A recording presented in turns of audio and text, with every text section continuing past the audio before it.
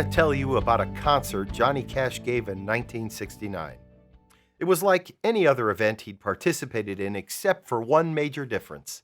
This time he wasn't playing in an auditorium filled with kids from the suburbs.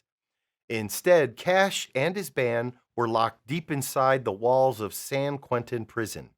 And the audience was made up of some pretty rough guys. But that didn't stop Johnny from giving the performance of a lifetime. He sang hits like Ring of Fire, A Boy Named Sue, and Folsom Prison Blues. Riled up the guards, cussed with the prisoners, and even shared the same bad-tasting water the inmates drank. But near the end of the set, Johnny slowed everything down. He turned to the men and started talking about his faith. He didn't quote Bible verses out of context or attempt to shame them into a corner.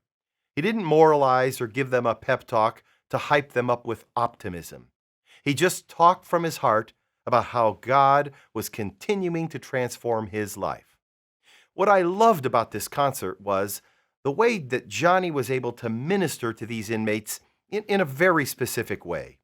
He started by bringing them what they wanted to hear, hit songs played fast and loud.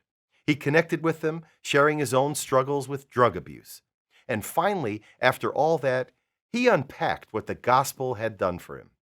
As far as Cash was concerned, he was living out this verse in Hebrews. Continue to remember those in prison as if you were together with them in prison, and those who are mistreated as if you yourselves were suffering. Cash performed over 30 prison shows during his career. He felt a real connection with those who had lost their way.